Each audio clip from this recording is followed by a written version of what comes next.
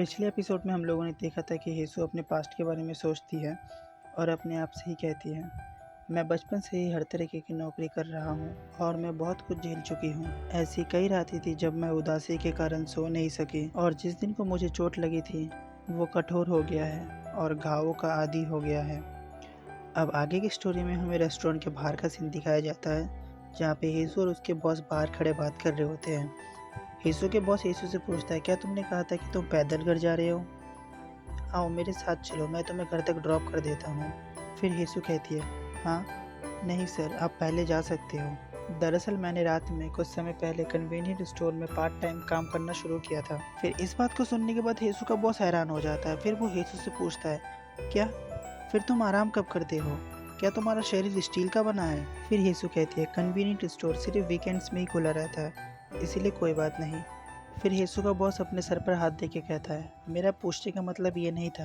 हेसु, क्या तुम पर बहुत कर्जा है? उसके बाद हेसु दोबारा से अपने पास्ट के बारे में सोचने लगती है जहाँ पे मिनचुन ने जिन बंदों से पैसे उधार लिए थे वो बंदे हेसु के घर पे आके तोड़ फोड़ कर रहे थे और हेसु चिल्ला के कह रहे थे, रुक जाओ, मैं तुम्हें तुम्हारे सारे पैसे लौटा दूंगा, इसीलिए रुक जाओ। लेकिन उसके बाद भी वो लोग नहीं रुकते। उसके बाद हमें हेसु को दिखाया जाता है जो कि एक जगह बैठ के रो रही थी। उसके बाद उसके पीछे से मिंचो लाके उसको गले लगा लेता है और कहता है, मुझे माफ़ कर दो, अगर तुम सारे पैसे चुका देते हो तो हम दोनों पक्का दोबारा शादी करेंगे। चलो पक्का करते हैं कि हम इसके बाद भी हमेशा खुशी से रहेंगे। उसके बाद हम प्रिजन में आते हैं जहाँ पे हेसु उसके बॉस को हाँ बोल के वहाँ से जाने लगती है और फिर वो अपने मन में सोचती है, यहाँ तक कि जब मैं अपने पुराने दरवाजे पर हवा की दस्तक सुनता हूँ तो मुझे लगता है कि कोई कर्जे का पैसा वापस लेने आया है, लेकिन मैं अभी भी फ्यूचर के सपने देखते हुए जी रहा हूँ। उसके बाद हमारा सीन सीधा दूसरी जगह पे शिफ्ट होता है जहाँ पे उस मोटे आदमी को दिखाया जाता है जो बहुत नशे की हालत में एक गली में से गुजर रहा था। उसके बाद वो आदमी बोलता है, उसे घुटने पे बैठे हुए देखना कितना रिफ्रेशिंग था। उसके बाद हम देखते हैं कि रोज़ उसके ऊपर नज़र रख रहा था। फिर वो मोटा पर्सन बोलता है, अगर मैं अच्छे तरीके से बोलता तो वो तुरंत ही मेरी बात मान लेती। क्या उसने सुना नहीं मैं कौन हूँ? तुम सुंदर नहीं हो सकते और ये उम्मीद नहीं कर सकते कि कोई भी तुम्हारी ओर ना देखे। उसके बाद हम देखते हैं कि रोज़ उसके पीछे पीछे आ रहा था। मुझे उसका हौसला पहले तोड़ना होगा, उसके बाद मैं उसके साथ अच्छा बर्ताव करूँगा, उसके बाद वो भी मेरे साथ अच्छा बर्ताव करेगी। उसके बाद हम देखते हैं कि जब वो ये सब सोच रहा था तब रोज़ उसके और भी करीब आ जाता है। फिर वो मोटा पर्सन सोचने लगता है, क्योंकि इस बार मैंने उसे डांटा तो अगली बार अगर मैं उसके साथ अच्छा बर्ताव करूँ तो शायद वो मेरे चार में फंस सकती है ना? फिर वो रावण की तरह हंसने लगता है। तो चलो अब ऐसे ही रहते हैं, अगले वीक दोबारा जाऊंगा और उससे प्राइवेट में बात करूंगा। जब वो मोटा पर्सन ये सब सोच ही रहा था तब तक रोज उसके पास आ जाता है और उसे एक लात मार के उसे नीचे गिरा देता है। फिर वो पर्सन बोलता है, बाहर में जाओ, कौन है ये जिसने ये किया? फिर वो मोटा पर्सन पड़े पड़े कहता है, आखिर तुम किसे देख रहे हो? क्या तुम मरना चाहते हो? फिर रोज उसके बालों को पकड़ के कहता है, वेल, कौन है वो जो मरना चाहता है? क्या तुम जानते हो? उसके बाद वो मोटा पर्सन बोलता है, मेरा सर। फिर रोज़ बोलता है, तुमसे ऐसी स्मेल नहीं आ रही जैसे तुम काफ़ी नशे में हो, इसीलिए मुझे ज़ोर से मारो। फिर वो पर्सन बोलता है, क्या क्या? फिर रोज़ कहता है, जल्दी करो। उसके बाद वो मोटा पर्सन बोलता है, तुम अहंकारी छोटे कमीने, तुमने बड़ों से डरना नहीं सीखा। हाँ, मैं अपने समय में बहुत बॉक्सिंग करता था और तुम मरने वाले हो। ये कहते ही वो मोटा पर्सन रोज़ को एक खींच के मुक्का मारता है। उसके बाद रोज़ उसकी तरफ देखता है और अपने खून को साफ करते हुए कहता है, अच्छा काम किया। क्या तुम जानते हो मैं कौन हूँ? फिर वो मोटा पर्सन कहता है, क्या बकवास कर रहे हो? मुझे कैसे पता चलेगा कि तुम्हारे जैसा छोटा लड़का कौन है? उसके बाद रोज़ उसके सामने एक बैडस तरीके से खड़ा रहता है और कहता है, तो तुम मुझे नहीं जानते? फिर रोज़ अपने हाथों के ग्लव को ठीक करते हुए कहता है, अगर तुम्हें पता नहीं है तो ये पता लगाने का सबसे अच्छा मौका है। उस मोटे पर्सन को बढ़िया तरीके से कूटने के बाद रोज़ अपने आउटफिट को बदल लेता है। उसके बाद तुम्हें पता ही होगा कि वो कहाँ जाने वाला है। उसके बाद सीधा हमें कन्वीनियंट स्टोर का सीन दिखाया जाता है जहाँ पे हेसु सारे सामानों को अच्छे से अरेंज करती है। टेबलों को साफ करने के बाद वो बहुत ज़्यादा थक जाती है और कहती है, फ्यू, आज रात करने के लिए बहुत कुछ है, फिर भी बिना किसी कंपनी के शांति से काम करना आसान है। फिर हेसु सोचती है, अभी आसपास ज़्यादा लोग नहीं हैं, इसलिए मैं थोड़ी देर आराम कर सकती हूँ। ये बोल के हेसु अपनी आंखों को बंद करती है। उसी टाइम दरवाजे की खुलने की आवाज़ आती है और कोई अंदर आ जाता है। उसके बाद हेसु अपनी आंखों को खोल के सामने खड़े उस पर्सन को देखती है और कहती है, ओह रोज़, क्या हम एक ही पड़ोस में रहते हैं? और हम फूलों की दुकान, रेस्टोरेंट और अब कन्वीनियंट स्टोर में एक दूसरे से मिले। क्या ये कोई कोइंसिडेंस हो सकता है? और अब तुम लोगों को ये पता लगने वाला है कि रोज़ ने उस पर्सन से पंच क्यों खाया था। क्योंकि कन्वीनियंस स्टोर पे काम करने वाला मैं अकेला ही हूँ, इसीलिए मेरे लिए इसका ऑर्डर लेने वाला यहाँ कोई नहीं है। उसके बाद रोज़ अपना सामान लेके हेसू के पास पहुँच जाता है, लेकिन हेसू अपने मुंह को साइड की तरफ घुमा लेती है और अपने मन में सोचती है, लेकिन जो कुछ भी हो हमें अजनबी बने रहना है। बस उसके साथ ऐसा बर्ताव करो जैसे दूसरे कस्टमरों के साथ करते हो, बस नॉर्मल कस्टमर की तरह। हेसू जब ये सब सोच ही रही थी तभी रोज उसके टेबल पर एक बैंडेज का डब्बा रख देता है। उस बैंडेज के डब्बे को देख के हेसू हैरान थी। फिर वो रोज की तरफ देखती है। जब हेसू उसके फेस को देखता है तो उसके फेस पे चोट लगा हुआ था। फिर हेसू सोचती है, क्या बकवास है, उसके चेहरे को क्या हो गया। फिर हेसू अपने आप से कहती है, उसे चोट के निशान है और उसके होंठ भी फट गए हैं। इससे कोई फ़र्क नहीं पड़ता मैं इसे किस तरीके से देखता हूँ, ये एक रियल घाव है। कैसा बुरा व्यक्ति एक बच्चे को इस हद तक पीट सकता है।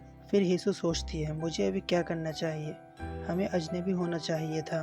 फिर हेसू रोज़ से कहता है, ये सही नहीं है, अगर तुम बिना कोई दवाई के सिर्फ बैंडेज लगाओगे तो ये और भी ख़राब हो जाएगा। और हेसू की इस बात को सुनने के बाद रोज़ उसे चुपचाप खड़े खड़े देखता है। मुझे पक्का पता है रोज़ इस टाइम सोच रहा होगा कि प्लान काम कर गया। और हेसू भी उधर चुपचाप खड़ी रहती है। उसके बाद रोज़ हंसता है और उसके क्लोज जाने लगता है और कहता है, तो अब मैं क्या करूं? प्लीज़ मुझे सिखाओ। फिर हेसू अपने आप से कहती है, वो फिर से शुरू हो गया, वो अजीब और पोलाइट टोन। फिर हेसू उस काउंटर से बाहर आते हुए रोज़ से कहता है, क्या तुम अभी भी जवान हो? मैं बस इसे छोड़ दूंगा। फिर हेसू काउंटर से बाहर आने के बाद रोज़ से कहता है, मेरे पीछे आओ। उसके बाद रोज़ सोचता है, मैंने ऐसा नहीं सोचा था, लेकिन ये बहुत अच्छा है। ये बोल के रोज़ उसे फॉलो करने लगता है। फिर वो दोनों कन्वीनियंट स्टोर से बाहर आ जाते हैं। उसके बाद हेसू उसे कुछ दवाइयाँ दे के कहती है, ये लो, ये एक दवाई है, ये तुम्हारे स्किन को ठीक कर देगी। फिर रोज़ कहता है, मुझे नहीं पता इसे कैसे यूज़ करते हैं। फिर हेसू कहती है, थोड़ा और समझदार बनो। फिर कहती है, ठीक है, इसे भूल जाओ, इसे मुझे करने दो। ये बोल के वो दोनों ही अपना हाथ उस दवाई की तरफ बढ़ा देते हैं। फिर हेसू रोज़ से कहता है, इसे चूसो, भले इसमें से स्मेल आता हो। फिर रोज़ हाँ बोलता है। उसके बाद हेसू उसे दवाई लगाती है और कहती है, क्या इससे बहुत दर्द होता है? फिर रोज़ कहता है, नहीं, इससे थोड़ा गुदगुदी हो रहा है। फिर हेसू रोज़ को दवाई लगाते हुए उससे एज पूछता है और रोज़ बताता है कि मैं एक अडल्ट हूँ। फिर हेसू सोचती है, तो इसकी उम्र कितनी है? उसका आंसर थोड़ा अजीब है। फिर हेसू कहती है, एक बढ़ता हुआ बच्चा इधर उधर लड़ाई करते हुए फिर रहा है। फिर रोज़ कहता है, नहीं। फिर हेसू पूछती है, फिर तुम्हारे चेहरे को क्या हो गया? फिर रोज़ कहता है, ये सच में मेरी गलती नहीं है। फिर रोज़ कहता है, ये सिर्फ इसीलिए है क्योंकि मैं गरीब हूँ। फिर हेसू कहती है, मेरा घर भी कुछ कुछ वैसा ही है। देखो, मैं तुम लोगों को बता रहा हूँ, हो ना हो रोज़ किसी तरीके से हेसू को पहले से जानता है। फिर हेसू अपने मन में सोचती है, उन शब्दों ने मेरे दिल को हिलाकर रख दिया। उसके बाद हमें पुराने हेसू को दिखाया जाता है जिसके पूरे शरीर पर चोट लगी हुई थी। उसके बाद हेसू सोचती है, एक गरीबी जीवन और गरीब हेसू। मैं बहुत छोटी थी और हिंसा से नहीं बच सकती थी और मैं गरीबी में भटकती थी। फिर हेसू रोज़ को देख के कहता है, मैंने उस आदमी में खुद को देखा और मैंने सोचा कि मैं उसका परवाह न करने का खतरा नहीं उठा सकता। जब मैंने उसकी गहरी काली आंखों में देखा तो मेरे दिल में अचानक दर्द हुआ। फिर रोज़ हेसू से कहता है, क्या तुम कमज़ोर दिल के हो?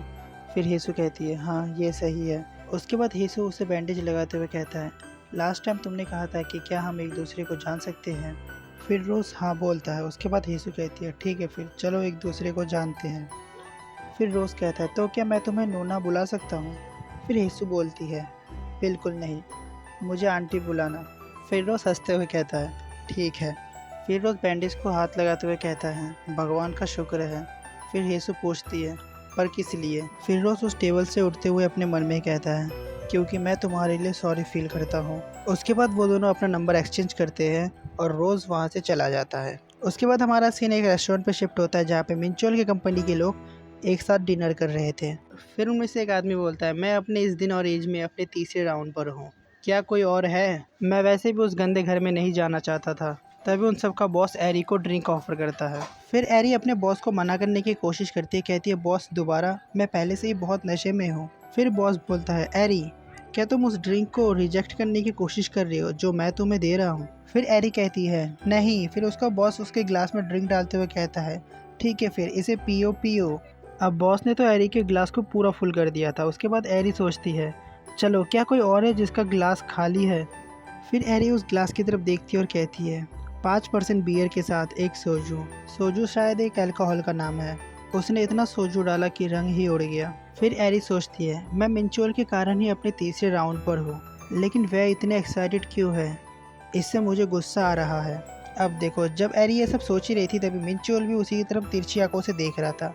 मिंचोल को समझ में आ जाता है कि एरी ये पीना नहीं चाहती है, तो मिंचोल एक दूसरे गिलास में सिर्फ बियर को डालता है और एरी की तरफ कर देता है और एरी के हाथ से उस गिलास को ले लेता है।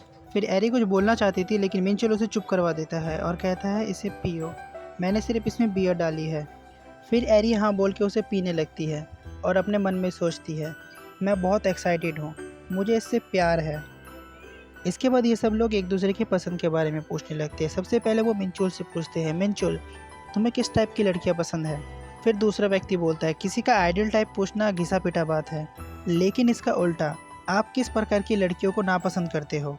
फिर मिंचोल कहता है चलो देखते हैं। वेल, एक औरत जो हमेशा उदास रहती है, आंटियों की तरह काम करती है और जिसमें कोई भावनाएं नहीं है और आराम के लिए फैला हुआ अंडरवेयर पहनता है, तो ऐसी लड़कियां मुझे पसंद नहीं है।